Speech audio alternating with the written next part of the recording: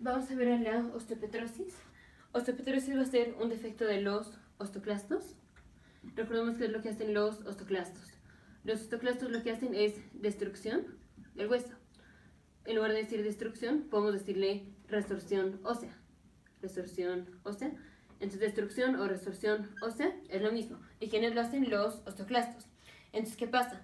Si los osteoclastos no destruyen el hueso, puede ser un hueso que va a tener muchísimo hueso y no se va a destruir.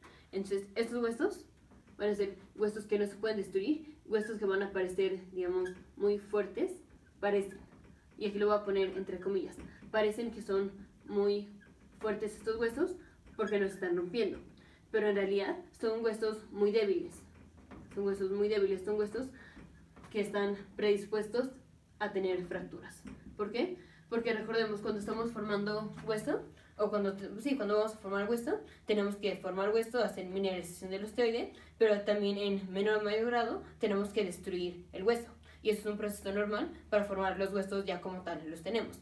Tenemos que hacer varios ciclos de formación y de resorción ósea al mismo tiempo para finalmente terminar con la calidad de hueso que tenemos o que tiene un paciente normal. Aquí es un paciente que no puede destruir el hueso. Entonces, aunque son huesos que pues tienen muchísimo hueso porque nos está destruyendo, tienen muchísimo hueso, parece que son huesos fuertes, pero son huesos en realidad débiles. ¿Por qué? Porque no tenemos este proceso normal que nos da la buena calidad de hueso que tenemos nosotros.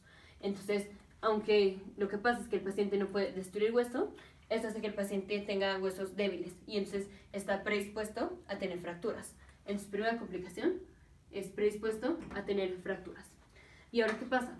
Si no tenemos destrucción del hueso, pues vamos a tener muchísima formación de hueso. Entonces hay mucha formación del hueso. Entonces, ¿qué pasa si formamos mucho hueso? Vamos a ver casos especiales. Por ejemplo, aquí está, digamos, el fémur. Y recordemos, adentro de los huesos, especialmente adentro de los huesos largos, tenemos la médula ósea. Esto es la médula ósea, que es en donde se forman las células. Aquí, en la médula ósea, esta es la médula ósea, es donde se forman las células. Por ejemplo, todas las células hematológicas como linfocitos, plaquetas, monocitos,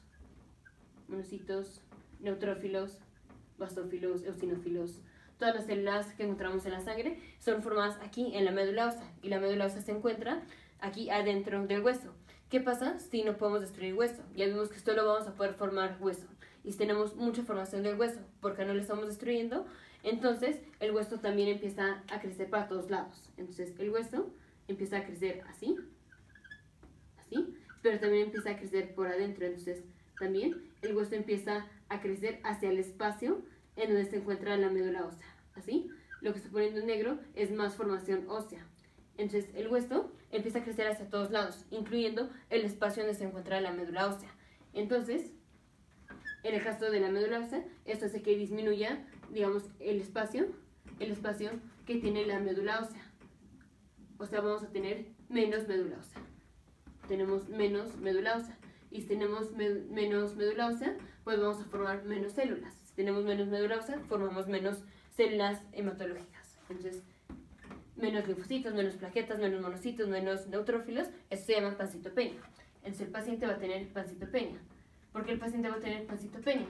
Porque el hueso está, digamos, ocluyendo o está ocupando el espacio de la médula ósea. Y si tenemos menos médula ósea, pues no formamos las células o en menor grado. Por eso el paciente viene con pancitopenia. Entonces, segunda complicación, el paciente tiene pancitopenia. Vamos a otro caso. Vamos a ver qué pasa en el cráneo. Entonces, igual, si tenemos mucha formación ósea, entonces pues el hueso empieza a ocupar espacios que antes no ocuparía. Como es, por ejemplo, en el cráneo, si tenemos formación ósea, pues aquí empieza a crecer el hueso, y también aquí empieza a crecer el hueso. Entonces, en lugar de tener todo este espacio por donde va la médula espinal, ahora tenemos menos espacio. Ahora va a estar más obliterado porque aquí también se va a empezar a formar más hueso. ¿Por qué? Porque no se puede destruir. Entonces aquí se está formando más hueso. ¿Y qué pasa? Tenemos menos espacio por donde puede ir la médula espinal.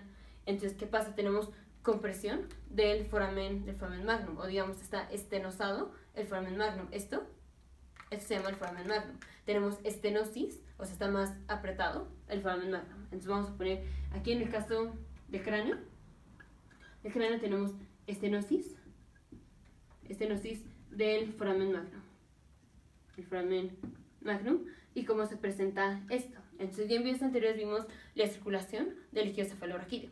El líquido cefalorraquídeo está circulando aquí, adentro del sistema nervioso central y entre las capas de la dura. Entonces, si ponemos aquí la tapa del cráneo, tenemos líquido cefalorraquídeo entre el sistema nervioso central, que iría aquí, y el hueso. Entonces, entre el sistema nervioso central y el hueso tenemos líquido cefalorraquídeo.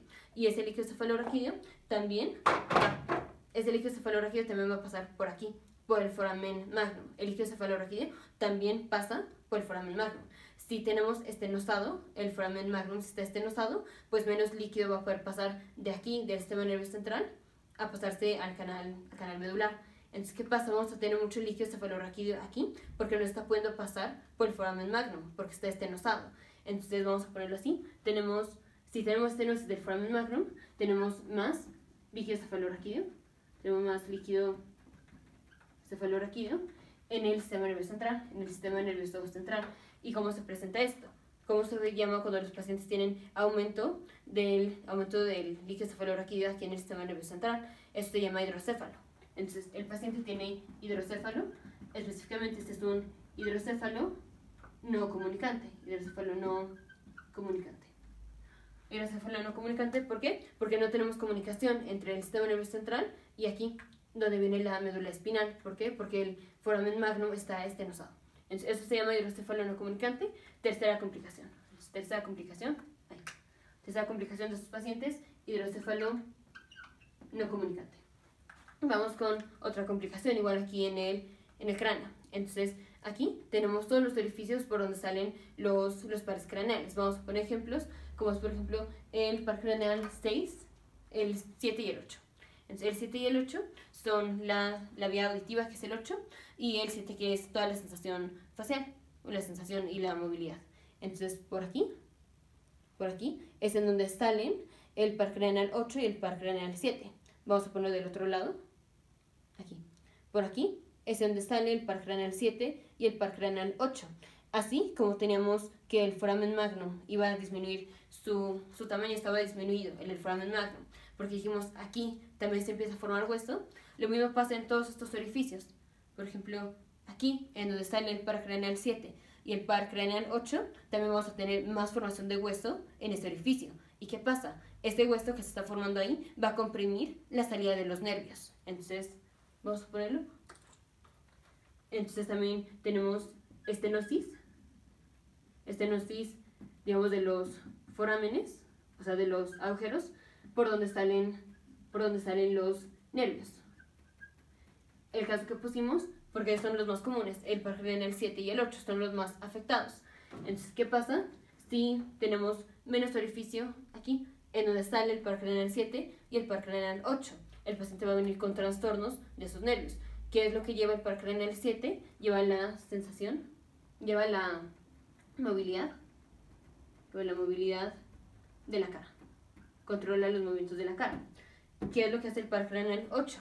Entonces, este equilibrio está involucrado en la vía auditiva y también en el equilibrio. Entonces, ¿cómo se van a presentar estos pacientes? Se van a presentar con pérdida de oído, o sea, van a tener hipoacusia. Pérdida de oído, o sea, hipoacusia. Entonces, probablemente estos pacientes pues van a necesitar un implante coclear o algo, pues para que puedan oír mejor. ¿Por qué? Porque la formación del hueso está obliterando la salida por donde salen los pares craneales. Entonces, cuarta complicación, hipoacusia. Esto mismo puede pasar con cualquiera de los nervios que salen por aquí, por el sistema nervioso, por el cráneo. Pero pues este es el más común, alteración del par craneal 8. Vamos con otra complicación. Entonces, otra complicación es el paciente, primero, ¿por qué se da la osteopetrosis? Entonces, la etiología pueden ser múltiples etiologías. La más común es por un defecto de la enzima anhidrasa carbónica 2. Entonces, recordemos, en los riñones también tenemos la anhidrasa carbónica. Entonces, si los pacientes que tienen osteopetrosis porque tienen un defecto en la anhidrasa carbónica tipo 2, este paciente también puede tener alteraciones en los riñones. ¿Por qué? Porque los riñones también tienen la anhidrasa carbónica 2. Entonces, esto es lo que se llama, o sea, cuando los riñones tienen deficiencia de la anhidrasa carbónica tipo 2, esto se llama acidosis tubular. Acidosis tubular. Entonces, el paciente, quinta complicación, tiene acidosis tubular renal. ¿Por qué? Porque la etiología, o la más clásica etiología de la osteopetrosis, es una deficiencia en la anhidrasa carbónica tipo 2, y esto en los riñones se llama acidosis tubular renal. Entonces, quinta complicación, acidosis tubular renal. Ya terminamos casi con las complicaciones. Ahora vamos a ver por qué un defecto en la anhidrasa carbónica 2 produce la osteopetrosis. Entonces, dijimos, la osteopetrosis se va a dar porque los osteoclastos no destruyen o no hacen resorción ósea. Entonces, recordemos, ya voy a borrar aquí, para tener resorción o para poder hacer resorción ósea, para que funcionen, vamos a ponerlo así, para que funcionen, los osteoclastos necesitan estar en un ambiente ácido. Entonces vamos a repasar qué es lo que hace, cuál es la reacción de la anhidrasa carbónica. Entonces, la anhidrasa carbónica agarra agua y dióxido de carbono y los convierte en ácido carbónico, y el ácido carbónico se disocia en bicarbonato y en hidrogeniones. Entonces, mientras más actividad de la anhidrasa carbónica tengamos, vamos a formar más ácido carbónico, y si formamos más ácido carbónico, lo podemos disociar en bicarbonato y en hidrogeniones. Entonces, mientras más actividad de la anhidrasa carbónica, más hidrogeniones vamos a tener, y entonces vamos a poder hacer que funcionen los osteoclastos. Dijimos, los osteoclastos, para que funcionen, necesitan estar en un ambiente ácido. La anhidrasa carbónica promueve la formación de un ambiente ácido. Entonces, los osteoclastos, para funcionar, necesitan a la anhidrasa carbónica. Entonces, vamos a poner, aquí está un hueso, para que los osteoclastos puedan hacer así resorción ósea, para que puedan medio destruir el hueso, necesitan de la anhidrasa carbónica. Si el paciente tiene un defecto en la anhidrasa carbónica, vamos a formar menos ácido carbónico, y si formamos menos ácido carbónico, formamos menos hidrogeniones, y si tenemos menos hidrogeniones, no funcionan tan bien los osteoclastos. Dijimos, los osteoclastos necesitan un ambiente ácido para funcionar, entonces los osteoclastos no van a funcionar. Esa es la causa más común de osteopetrosis, una deficiencia de la enzima anhidrasa carbónica. Entonces, ahora sí ya vamos a ver cómo se presenta el paciente. Dijimos, el paciente va a tener fracturas fácilmente. Entonces, primera complicación.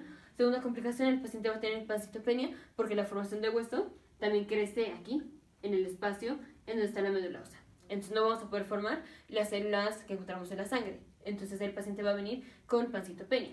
Entonces, vamos a poner ejemplos. Si el paciente tiene disminución de los neutrófilos, entonces va a venir con infecciones recurrentes. Si el paciente tiene disminución de los glóbulos rojos, entonces el paciente va a venir con anemia. Si el paciente tiene disminución de las plaquetas, el paciente va a venir con sangrado. Vamos con otra complicación. Dijimos, si el hueso crece, se oblitera aquí el foramen magnum, el paciente va a tener hidrocéfalo no comunicante, tercera complicación. Entonces, recordemos, los pacientes que tienen hidrocéfalo pueden tener retraso mental. Entonces, puede venir con retraso mental. Vamos con otra complicación, obliteración de los orificios por donde salen los nervios, como es el par craneal 7 y el 8. Entonces, el paciente puede tener hipoacusia, que es lo más común. Entonces, hay que poner implantes cocleares. Y esas son las complicaciones. Entonces, osteopetrosis se va a presentar con pancitopenia, o sea, infecciones recurrentes, anemia, y puede tener sangrado. Los huesos, aunque parecen como muy fuertes, porque no se destruye el hueso, es un hueso muy fácil a que se rompa. Entonces, el paciente va a tener múltiples fracturas. El paciente va a tener hidrocéfalo no comunicante y va a tener hipoacusia.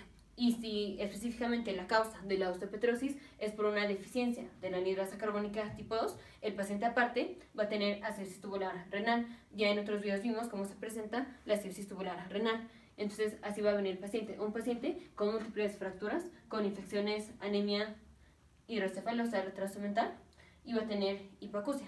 ¿Por qué es esto? Porque los osteoclastos no pueden hacer resorción, no pueden destruir el hueso. ¿Por qué? Porque no tienen el ambiente ácido, porque tienen deficiencia de la anhidrasa carbónica. Esta es la enfermedad o la etiología más común. Nos vemos en el siguiente video, futuros médicos, científicos e ingenieros.